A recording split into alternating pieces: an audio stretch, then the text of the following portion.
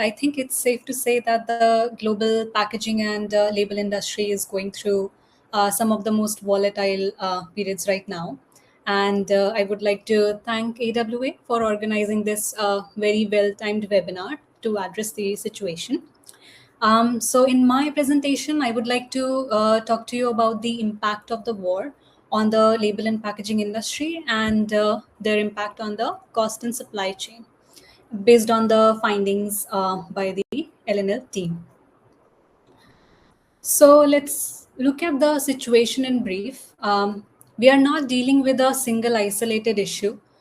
We are facing multiple pressures that have landed simultaneously, and a major blockade at one of the most critical oil choke points, which is the Strait of Hormuz, has resulted in increasing raw material and energy costs.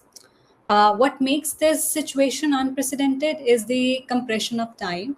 Our industry has never been forced to absorb all of these shocks in a single quarter.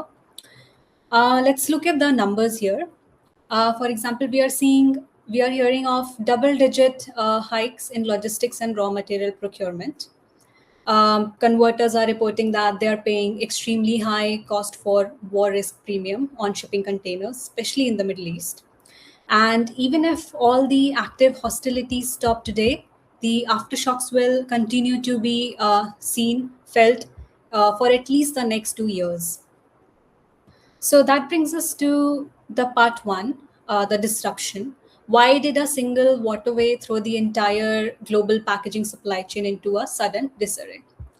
And to understand that, we need to really look at where the price jumps come from. So let's take a look at this infographic. First, as the energy supply is disrupted, this reduces supply and increases cost of energy. And this spike in energy cost immediately hits the chemical processors.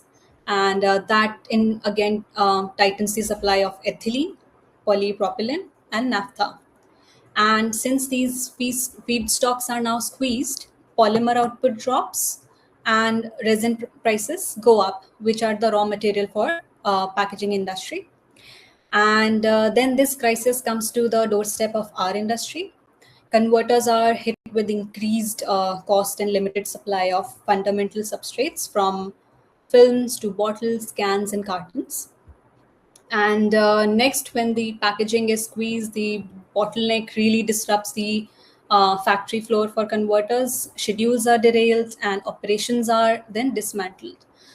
Finally, the ripple effect reaches to end consumer, who then see higher prices for everyday goods, empty shelves, and delivery delays. Um, the reason behind the disruption is, as we all know, is the Strait of Hormuz, which has effectively seized up. And to put into perspective the importance of this narrow waterway, between 20 to 25 billion worth of petrochemical goods pass through this narrow strait annually. And Middle East accounts for over 40% of global polyethylene exports to nearly every region. And when you close this corridor, you instantly starve the global market of base polymers. And disruption to this petrochemical supply have already reduced output for key material, and it has tightened global availability and pushed prices up for these raw materials. So it's not a surprise that polymer prices have skyrocketed to up to 75% in the first week of conflict alone. And naphtha feedstock costs went up by 74%. I would like to speak a little about how this is impacting the global label and packaging industry. According to European Printing Ink Association, rerouting of chemical feedstock shipment has added 10 to 14 days of transit. And European firms are seeing increased input cost, and they are facing unprecedented disruptions in production. And these costs are then being directly pushed over to customers. And in the United States, the story is pretty much similar. At a recent TLMI leadership meeting, converters reported paying up to 10 to 12% more for polyester and polypropylene. And if we look at Asia Pacific, the situation takes a more critical turn. Reuters is calling this a plastic shock in Asia because raw material prices are at a 4-year high, and manufacturers are now pivoting to sustainable materials as a survival strategy in Asia.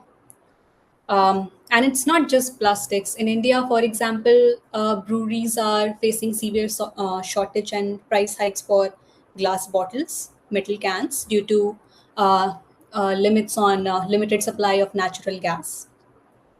In Middle East and Africa, which a region that relies majorly on label stock import, uh, acquiring label stock films and paperboard has become a very difficult task for converters.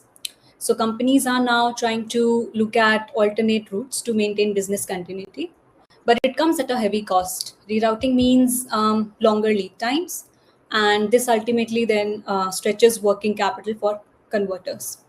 So this is a classic domino effect. Converters are passing these increased prices to brand owners, and who are then passing them to consumer. So that brings me to the second phase of the crisis, the cost shock. I think presenters before me have already spoken about how the cost of materials have gone up since the geopolitical tensions began.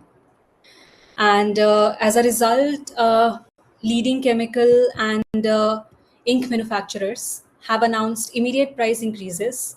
And the reason being freight and logistics difficulties, delivery delays in raw materials, and global supply, tightening global supply, and rising energy cost for raw materials. Label converters, we've spoken to label converters, and they're reporting that everyone is trying to buy as much as material as possible before the next price increases hit the market. And this is a historical moment for the industry as well, because these prices increases are one of the highest that the industries have seen. As a result, inflation is going to have a long-term impact, and this could well stretch into 2027. Consumer price index has gone up to 3.3, and that's just like the first layer of price hike that consumers are facing at the gas and diesel pumps. Unless raw material flows and vessel traffic normalizes, converters and packaging manufacturers and brand owners are likely to face further cost pressures, and the inflation could go up to 6% into the next year as well.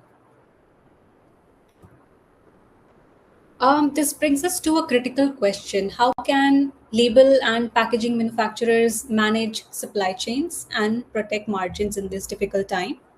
And what actions can they take to keep the materials moving and keep their operations stable?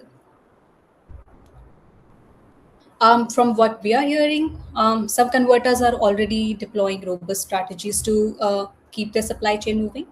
First, there is a pivot towards hyperlocal sourcing. Converters are now looking at local suppliers to secure raw materials, and they are successfully bypassing the volatile sea routes that we are seeing right now. This is to ensure consistent material flow and also to cut down on lead times.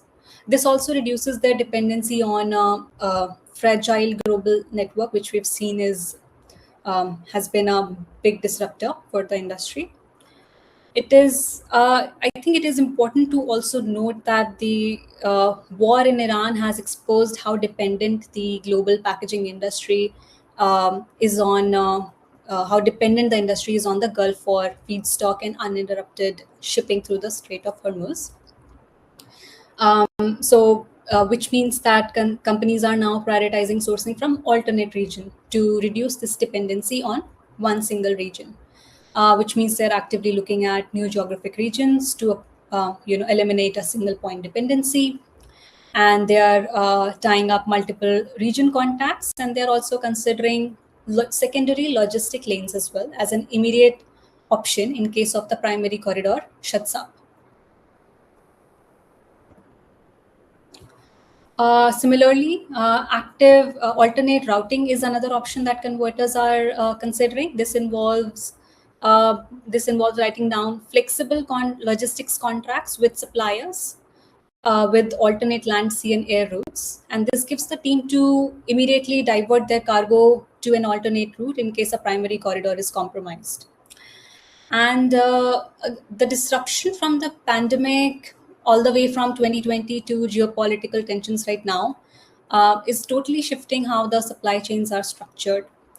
I think it's safe to say that just-in-time model is now harder to sustain for companies. They are now building higher inventory and a flexible supply chain to ensure that the production does not go interrupted in case of any global disruption. They're using advanced forecasting tools. They are building strategic inventory buffers and making sure that high risk items, the items that are at risk of being hit by supply in an event as such, they're trying to safeguard their operations by working against sudden transit delays. Next, let's talk a little about cost management strategies. With global shipping disrupted, manufacturers are now getting creative by simplifying their product packaging. For example, an Asian brand has temporarily shifted to a black and white packaging to make sure that there's a stable product supply on store shelves due to critical ink shortages. And there's also interestingly, there's also an accelerated attention towards sustainable materials, just as we saw that in Asia, it's already happening.